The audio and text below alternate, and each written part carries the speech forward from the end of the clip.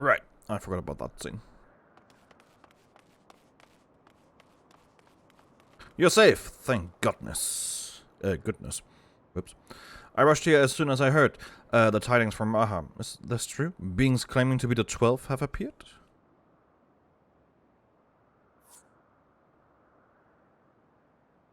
You defeated them all? Incredible. I had no doubt that you would succeed, but I'm not less impressed for it. Ah, seldom have I felt such exhilaration.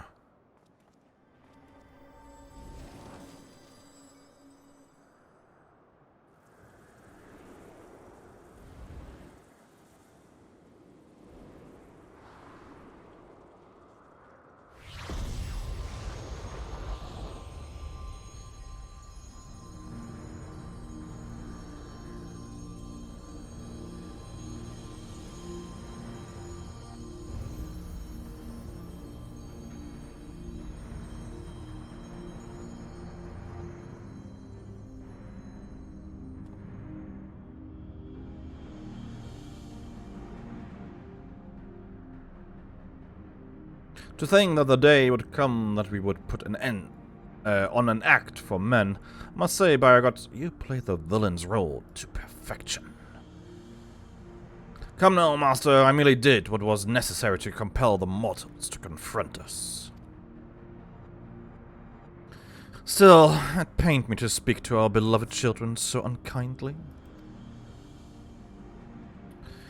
So you say, Azima, yet you seemed happy enough to fight them. You did not forget the true purpose of the trial, I hope. Well, I couldn't help but be excited, and do not tell me you felt differently. Consider yourself fortunate, children. It is rare indeed to see Nathal in such high spirits. What in the world is happening? Didn't you say you had defeated them? That they managed to flee? Or perhaps were resummoned?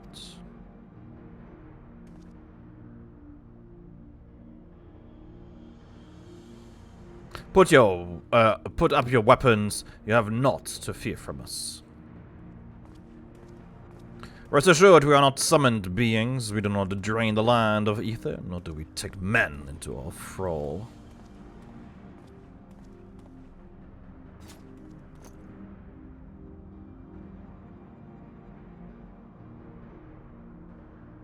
But what of the gods who were summoned during the calamity? The ones Master Louis Soir called forth to protect the realm. It was not us, but a primal born of your fervent prayers for salvation. Indeed, that the worst of the calamity was averted and the realm restored in its aftermath was a direct testament to the power of your hopes.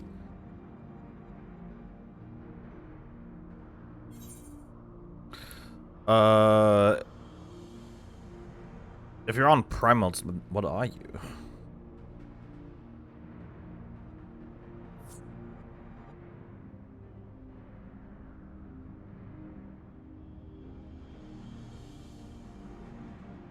Just as men harbor hopes, so too do we gods, which isn't an answer at all.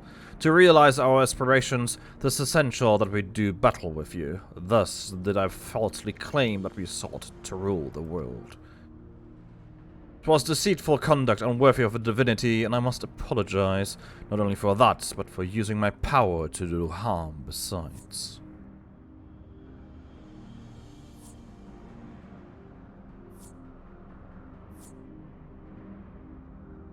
The sub of viewers, won't you tell us what they are? We cannot. If you wish to know the truth, you must consider it for yourselves. It's not easy to move forward then, there is seemingly no destination.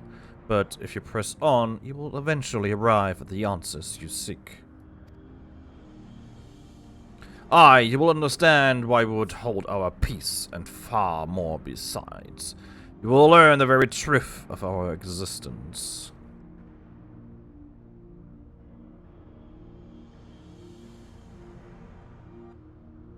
Go forth, mortals, and seek knowledge of us, and when the time is right, we shall meet again in this place.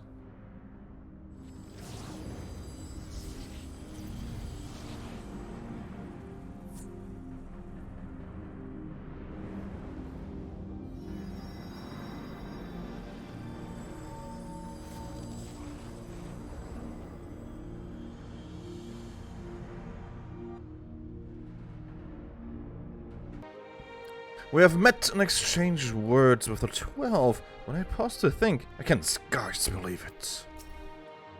When I first explored the Phantom Realm, it appeared to be unoccupied. To think that it was home to the gods. What else did you think, honestly? Like, come on. You must be daft, or you must be lying.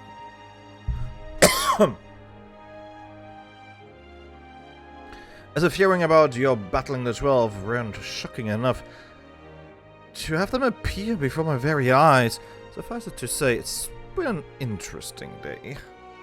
While much about them remains shrouded in mystery, at least they seem open to reason. In considering our next step, I should very much like to hear your detailed account of them. Right after I have a word with our client, that is, please give me a moment to introduce myself, and then we can review the situation. Something else? She's another one of your colleagues, I take it? You might say that. Swell Kral could make a way here quickly. It is indeed a divine dilemma. Let's have a look. Greetings, I'm Kral of the Students of Baldesion. Do I have the pleasure of addressing Derek, the explorer who sought aid in investigating this place?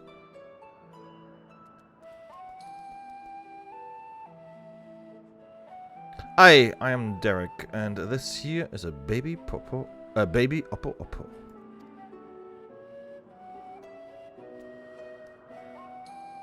Yes, I can see that it does not have a name.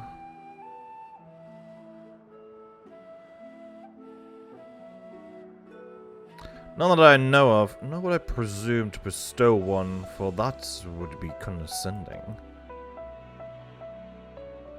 I see. That's very considerate of you. So I understand you explored the various Phantom Realms with Derek. Will you recount to me the experience? I have a theory around Derek, and we'll see at the end of this quest line how many arguments I have for or against it. So while the gods tested you sorely, you did not sense any malicious intent. As Buyer God said, they wish to do battle with us, but it would seem they do not necessarily wish to cause us harm. Though much more about this perplexes, mayhap safe to assume that they are not primals. As you may recall, Living Way once taught us that the art of summoning, as taught by the Ascians, incorporated the fervent desire to assimilate others into one's belief. Thus do the resultant primals seek to enthrall worshippers, who in turn seek to grow their ranks. But these beings appear to harbor no such desire. If they are primals, then they are unlike those that have been summoned in recent memory. You might suppose that they were created in antiquity in like manner to Heidelin. There's no way to prove it. Who could they possibly be?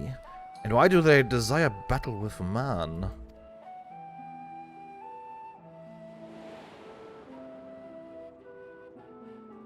Even a few little Eorzea, you know, precious little. The true identities of the 12, for instance.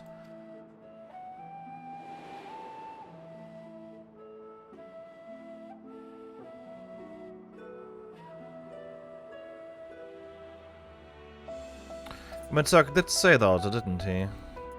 By which we may assume he knew the truth and challenged you to seek it out, too. Suffices to say you'll do so, of course?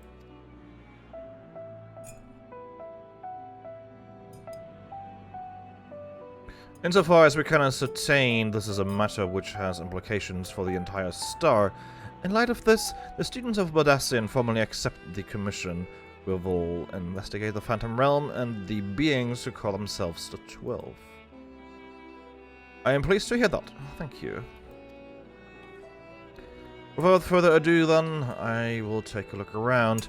There are a few things I'm curious about.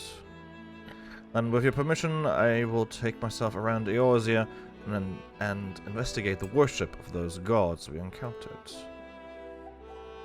Laverne and Derek, seeing as you've already seen this place, would you care to accompany me?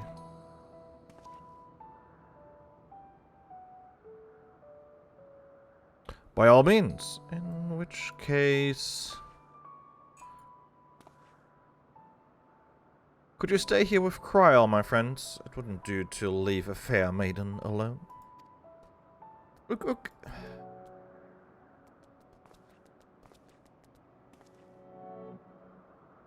Hey, I shall be glad for the company. Take care then, and good luck.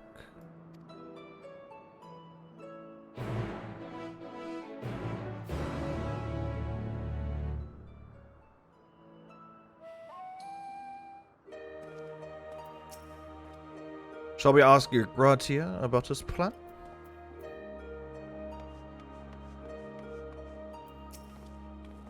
Raha also shared his observations with me, keeping your combined accounts in mind. I shall see what else I can learn here.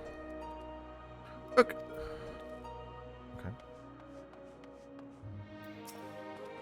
So, to explain my plan. This belief that the 12 were already worshipped during the Third Astral Era, when the Elegant Empire flourished. Yes. Come the 5th Astral Era, those nations that fought in the War of the Magi each took one of the 12 as a guardian deity. Also true. This practice has continued to the present day in Eorzea, with some notable regional differences. For instance, Ishgardians hold Halone as absolute, while Sharlians enjoy a moderate relationship with Thaliak. By visiting various locations in Eorzea and learning about the 12 as they are worshipped, I hope to identify any similarities or differences between them and the beings we encountered. In so doing, I believe we will draw closer to the truth of their identities. For our first destination, I propose we take ourselves to Rolga's Reach. The place is holy ground for worshippers of the Destroyer, and promises to yield useful details.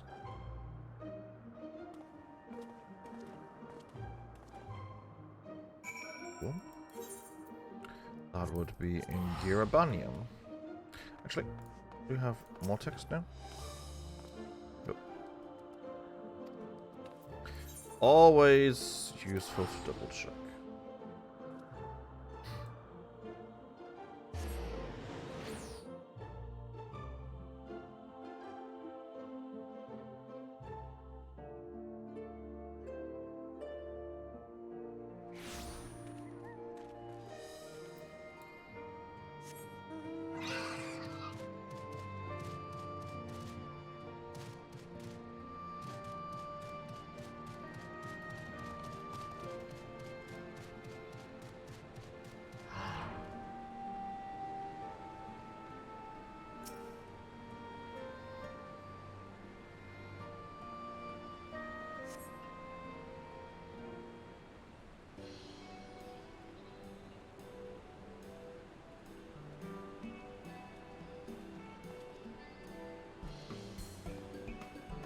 There you are, Laverne.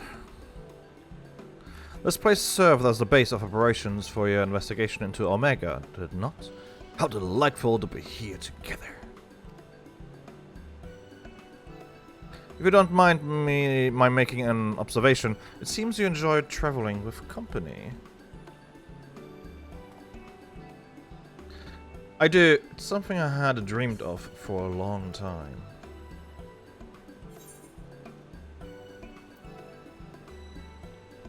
There's nothing like traveling with good friends.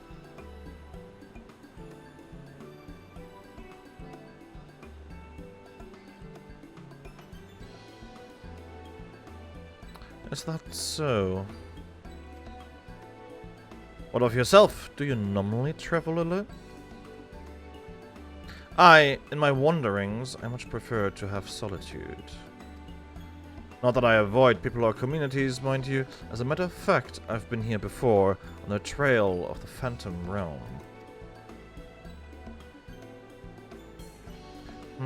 Now that I think on it...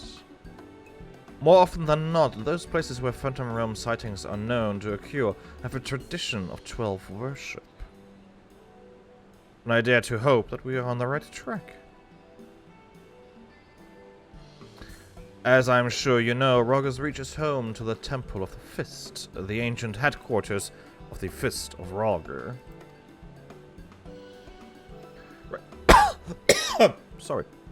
Raised by the Mad King Theodoric, the temple lay abandoned before the Alamegan resistance claimed it for its operations. While I doubt that much literature has survived over the years, the people here may possess some knowledge of the local faith. So let us split up and make inquiries and reconvene here afterwards to share our findings.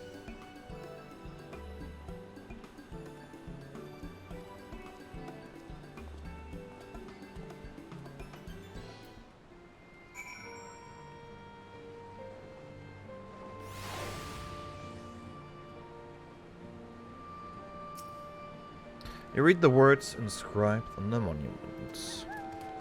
A storm of blood approaches fast, hell's open heavens weep, for no one soul doth lie beyond the measure of his reach.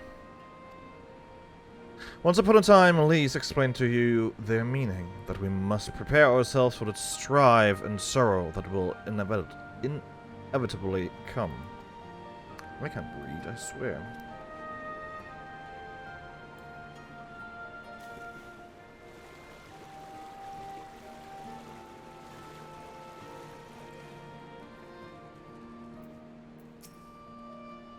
Learned anything thus far? Oh, if it isn't Laverne, is this man perchance a friend of yours? When last he visited, he shared with me the tales he heard on his journeys, and what amazing tales they were. If you have time, I'd love to hear both of your stories.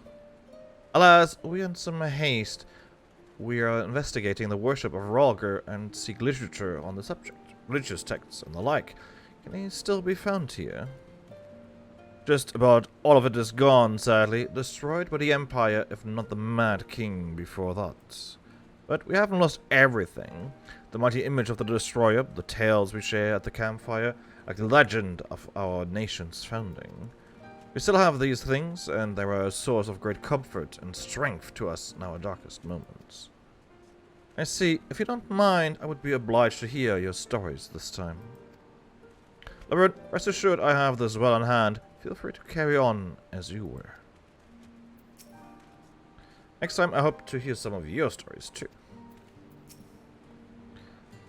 Okay, that is just what he said before. That is absolutely fine. And now we have, I think, this further down. I've done this technically already on my alts, though I just skipped through everything. Just wanted to get the quest done, basically. So I have an inkling of an idea of where I have to go. Though I don't know why or what is being said throughout all of this. All of this is basically new to me. Scholarly woman, hello.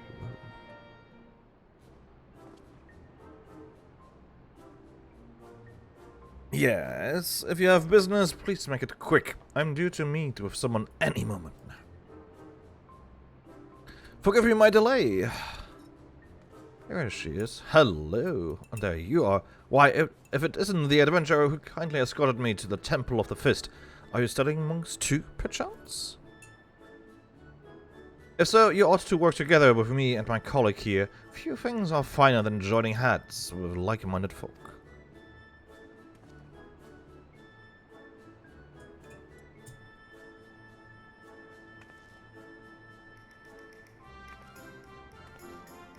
Researching the worship of the Destroyer, you say?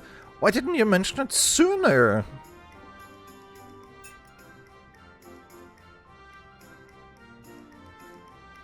This is a copy of Destructivity, a scripture of the Fist of Rhalgr. The original is one of the few texts that survived the temple's razing, and was recovered by a monk named Budagelt, who is our monk trainer. Or associate, technically. I went to the trouble of having this made for my colleague, only for her to say she doesn't need it, so I will offer it to you instead. Silent judgment. Lest you forget, this is your passion, not mine. I'm simply assisting you as a favor, and I thank you not to put us in danger.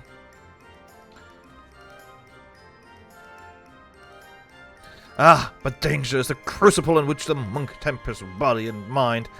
So sublime are monks.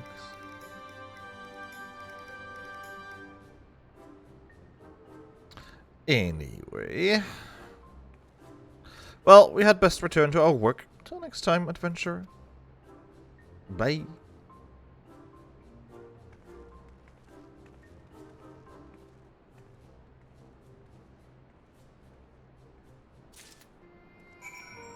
And back we go.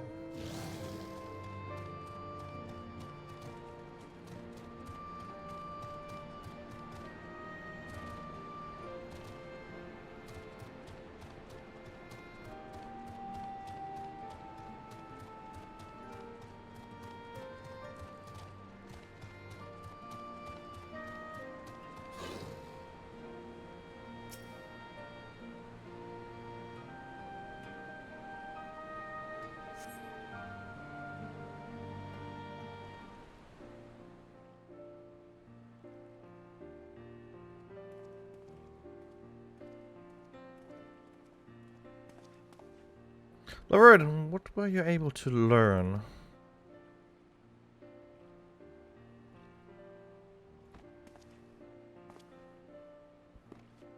A copy of one of the scriptures, you say?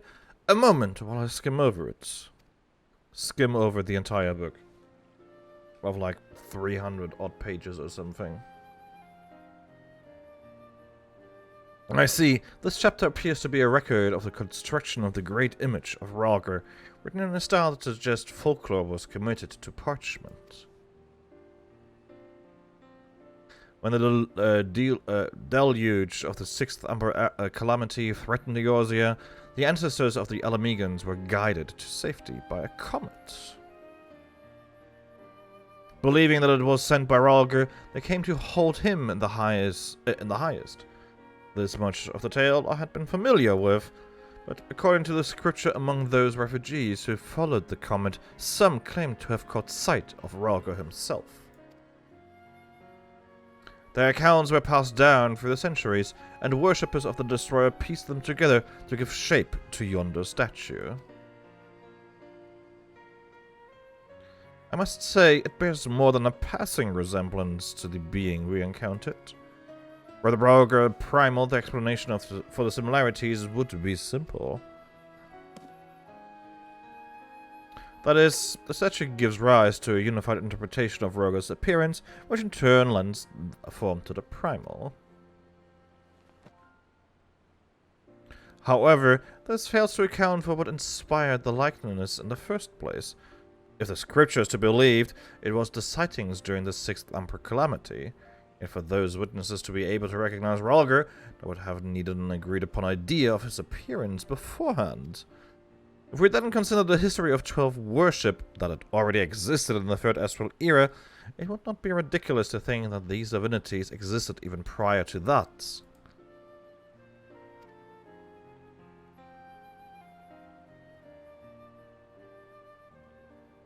So the question is, did these beings give rise to their respective faiths, or are they primals born of them? I thought we had made it clear we are not summoned beings.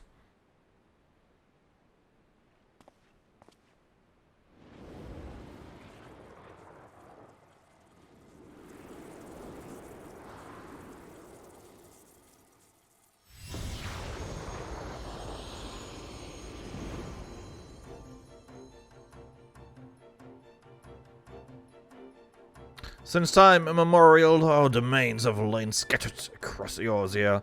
As a matter of fact, one of those in which you set foot is nearby. It's not unusual for mortals to glimpse us. That voice, could they be...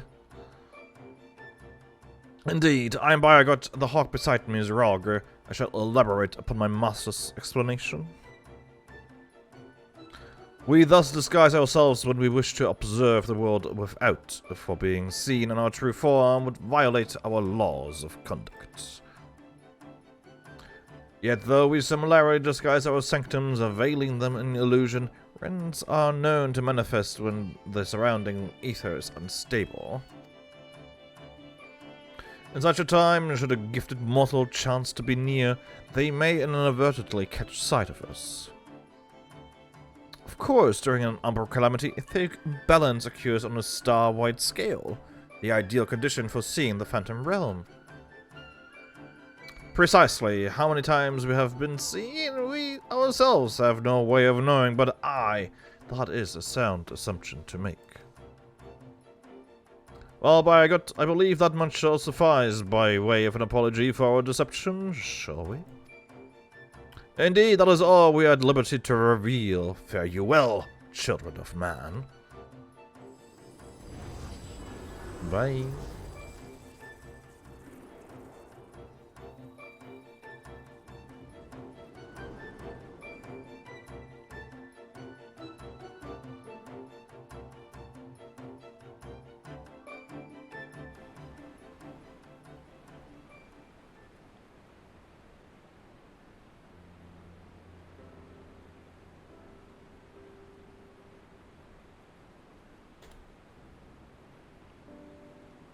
Aside from their reticence where it concerns their identity and objective, these divinities are certainly approachable.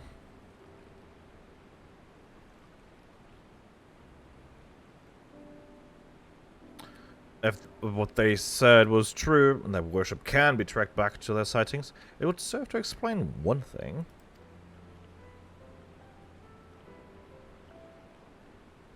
According to my research in the field of comparative mythology, Rhalgrs often observed to bear many similarities with Ramu. Assuming both were inspired by the Rhalgr of the Phantom Realm, their divergence may be attributable to differences in culture between man and sylph. So you believe that they gave rise to the prevailing faiths in Eorzea?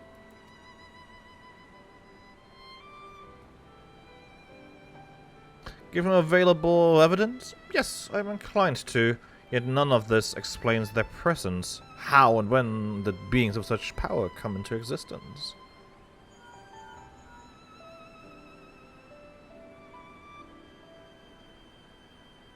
Oh, 'tis you, Kryl. Has something happened? Truly? Very well, I shall take care of it.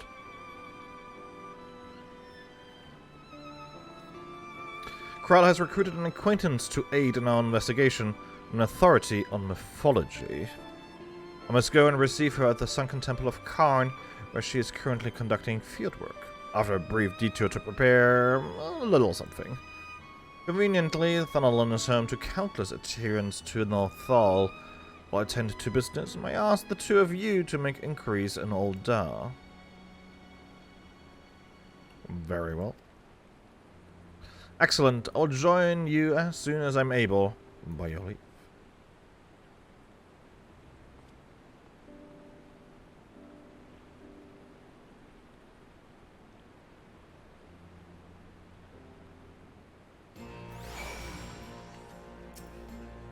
So, it's to be just you and me and Old Dar.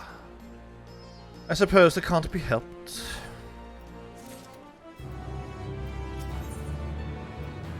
Face of an explorer. What strange manners for the one who proposed the survey to so promptly abandon it. I'll not lie, I'm not given to working one-on-one with another, but I suppose I agreed to this arrangement.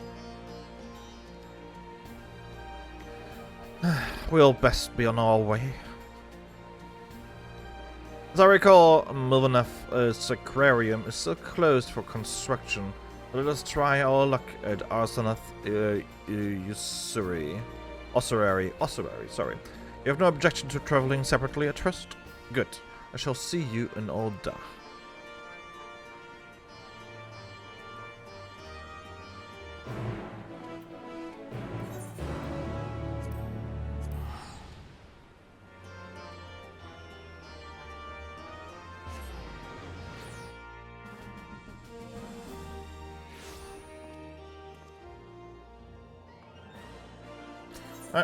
to the Thaumaturge Guild.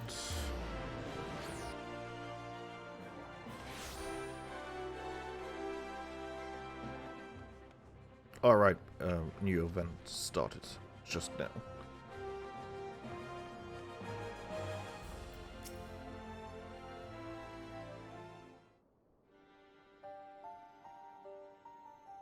Ah, you're here.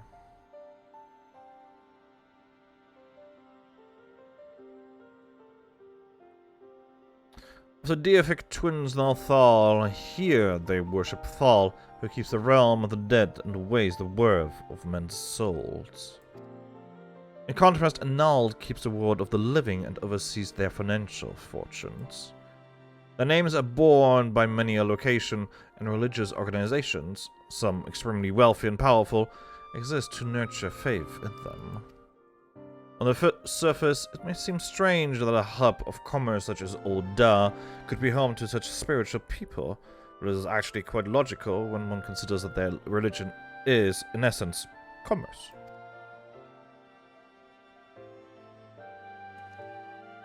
In any event, Analthal is a truly unusual divinity. What was originally held to be one god came to be worshipped as twins. Indeed, rather than two distinct entities, that which we encountered was a single being possessed of two personalities.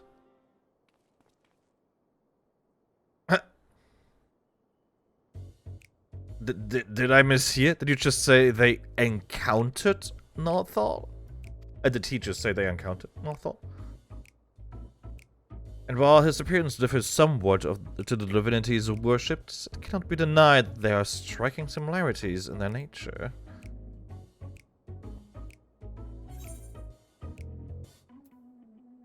We're starting to attract a little attention.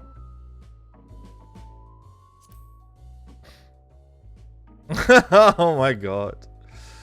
That face. Huh? Perfect. Oh.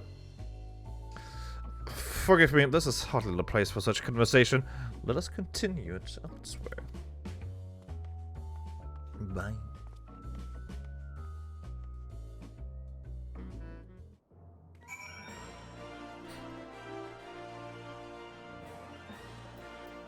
Sorry, I have to check if those... I can actually talk to any of those NPCs. I guess not.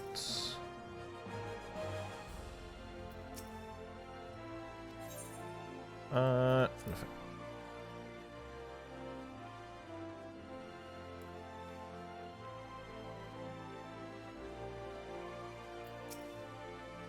It was careless of me to openly speak of our encounter with a divinity within the place where he is worshipped. Hereon, I shall exercise greater caution. I thank you for alerting me to my indiscretion, and ask that you keep it between us. Now then, to finish our conversation, as I mentioned, though the Northal as worshipped by men appears somewhat different, there are undeniable similarities in their nature. I believe we may report this much to Grahatia. With that, our work here is done. Rather than waiting for our companion to arrive, perhaps we might seek him out at the Sunken Temple. He mentioned needing to make a detour. Where we just head out now, we ought to be able to catch up to him. After all, we hardly know one another. Rather than loiter with an unfamiliar person, 'tis better to use our time productively, wouldn't you agree? Then let us head to the Sunken Temple of Karn at once.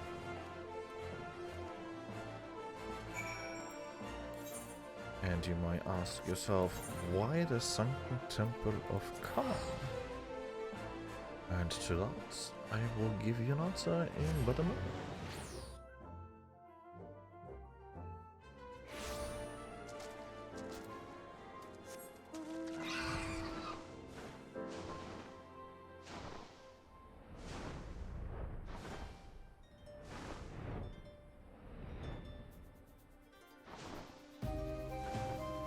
So here is the Sunken Temple of Karn. And here we have an interesting symbol. And that symbol is carved literally everywhere. Absolutely everywhere. And do you know whose symbol that is? Well, let me quickly open my character and show you my profile and the name of my warden, or my guardian deity, Azima, the warden. And if you... What was it? Compare the two.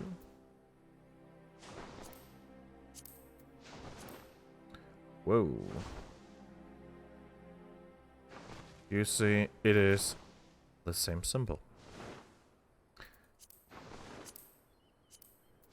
So, the Sunken Temple of Karn is a remnant of Belodiah, I think, was the name of the nation here, and they did indeed worship our dear friends, Azima. Are you alright? If you hear me, please say something.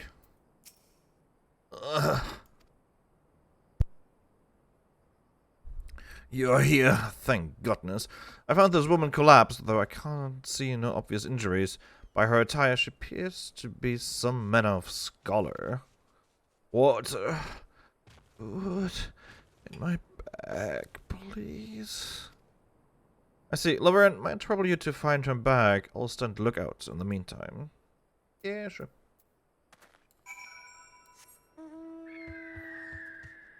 Thankfully, I already know where it is. It is right over here. Examine the bag. You find a skin with a little water left, but there appears to be no provender. For now, you decide to take the water to the woman. Whatever a provender is, I honestly do not know.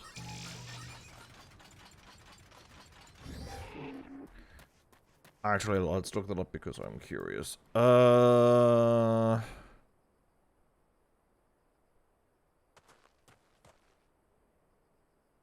A provender.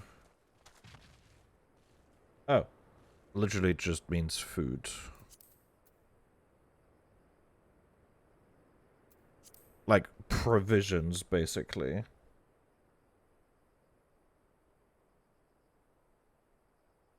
Nourishment, food. Yeah, okay. Interesting choice of words. If I understand her correctly, her bag is somewhere nearby. Please find it. Yeah. So thirsty. So hungry. Even an incurable optimist would feel compelled to say that this water skin is nearly empty. Oh, nigh empty water skin.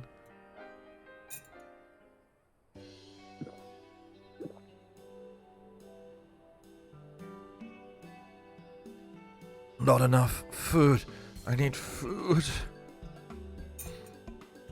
I have not saved right meat, tough as leather. Do you have anything easier to consume?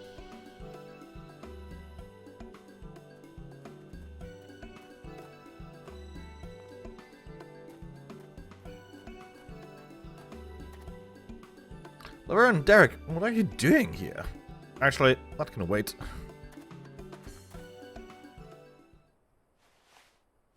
On second thought, Sadie's no game. I've brought you Arkan loaf and coffee, made sweet and creamy, just as you like it. Arkan loaf, what a poor woman. And again, it is healthy. Ah, I am reborn, washed down with a sweet beverage. The life-giving nutrients of Arkan loaf permeate my being from head to toe. Thank you, kind stranger. However you knew my preferred source of sustenance, you are truly a godsend.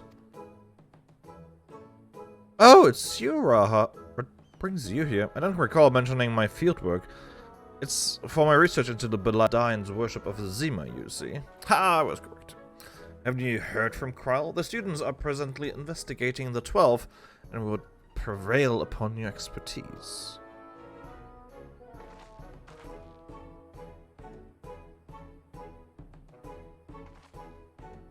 May I introduce Snogaim, expert mythologist. She's a collaborator of the students, and like many a Sharlayan scholar, is passionate about her endeavors to the point of forgetting to eat. Seeing as she has recovered, may I ask the two of you to tell her about the Phantom Realm? Oh, she's going to pass out once again when she hears this.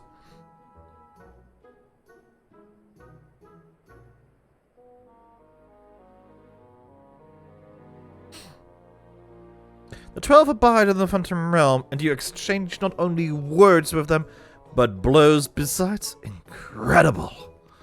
The description of the domains, a thunderous tower in one, and a sweltering city in another, are precisely as the heavens of lightning and fire are depicted in legend. In ancient times, worshippers of the 12 believed that there exist 7 heavens and 7 hells. Ephorology has since established that departed souls return to the ethereal sea, however. But it seems those afterlife domains were more than just inventions of mortal imagination. As a pursuer of myths, I must say it feels somewhat anticlimactic to certainly have these revelations given to me. Sorry? But more than that, I'm dying to know more, which is to say, please allow me to join your investigation.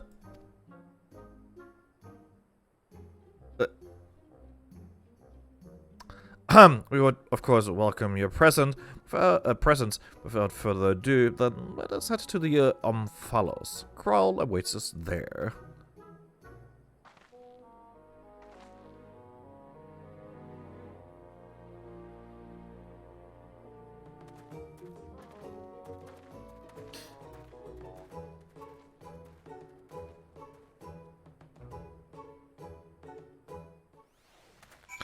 Alright, back to Mordor.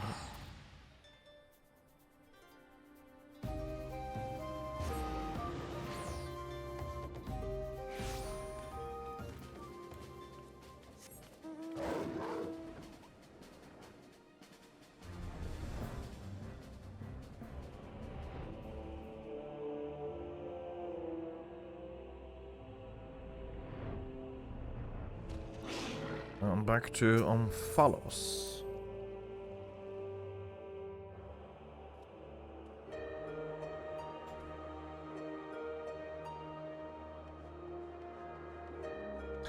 An Omphalos is a religious stone artifact, or beetless in ancient Greek. The word Omphalos means navel. Among the ancient Greeks, it was a widespread belief that Delphi was the center of the word. Are the others here? Doesn't look like it. So yeah, Omphalos is actually literally just the navel. Okay. Easy. And they already explained that Derek named it for the location because Mordona was basically the navel of the area. Welcome back, everyone, and welcome to Snorgheim. I'm glad you could join us. Kryle, how delighted to see you again. I understand you have been doing a fine job leading the students. But may I say what a lovely place this is? At a glance, this appears to be the highest of the heavens of legend. The 7th heaven. And ooh, if those aren't symbols representing the other heavens, I take it those are their respective gateways. I should like to pay them all a visit. For Snookham's benefit, let us review what we have learned thus far, and then deliberate the next step.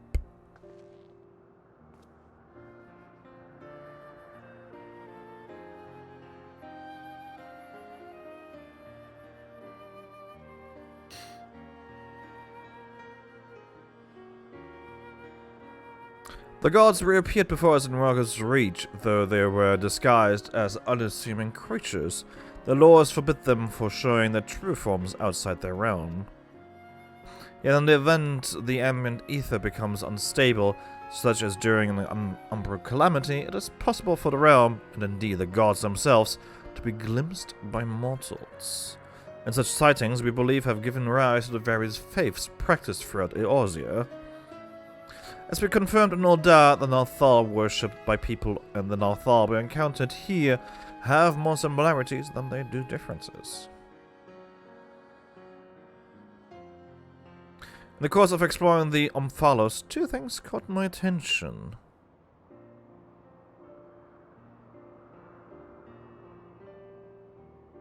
The first is the gate which lies in the innermost area. If each of these 6 gates leads to an elementally aspected heaven, and we stand in the 7th heaven, as Nogam says,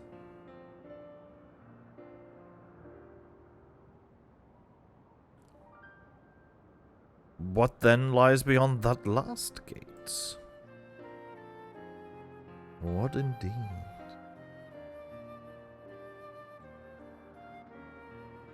The second is this monument. It harbors some men of magic. Unlike anything I've seen before, I will endeavor to decipher it, but it will take time.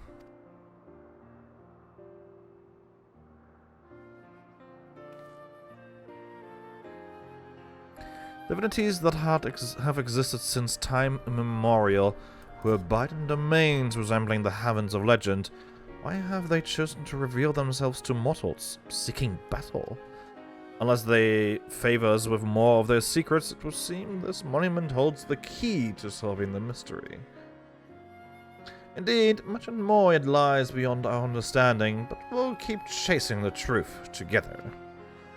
As I am sure you'll agree, though, this is tiring work, both mentally and physically. We need to pace ourselves.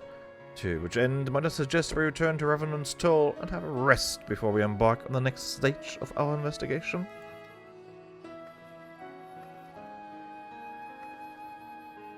But please, no Arkan Loaf.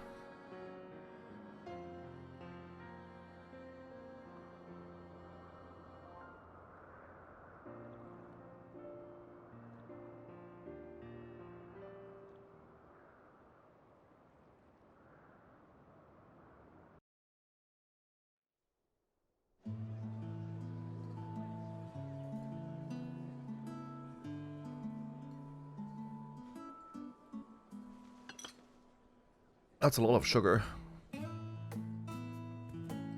So rarely do I get to simply chat with colleagues. I'd fairly forgotten what it felt like.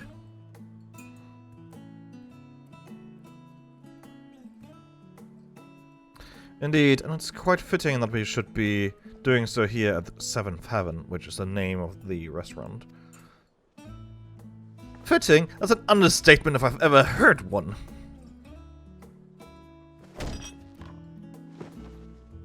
The 7th and highest of the heavens, which rules over the remaining 6, was right here in Mordona all this time. This isn't fitting, my friends. It's destiny.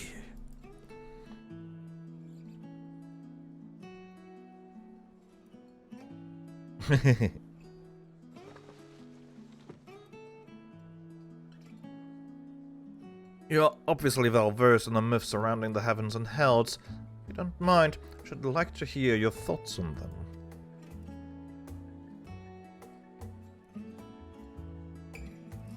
Can we hear all of that, please?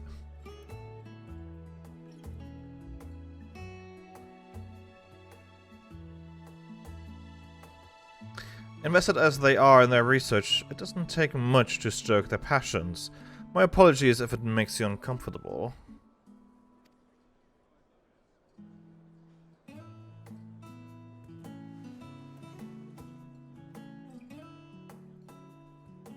Having always traveled alone, I'm admittedly not too familiar with such a lively atmosphere, but I do not mislike it.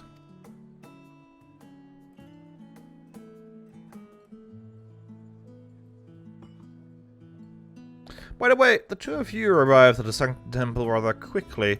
Did something happen?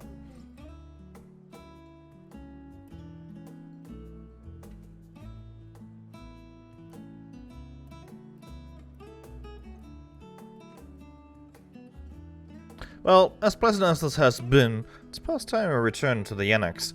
The paperwork for this commission isn't going to complete itself, alas. Then I shall take myself to the Omphalos. There's so much there that I'd like to see.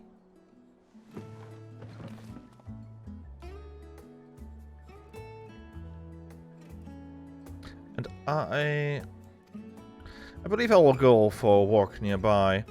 It's getting a little warm in here. Alright, do take care now.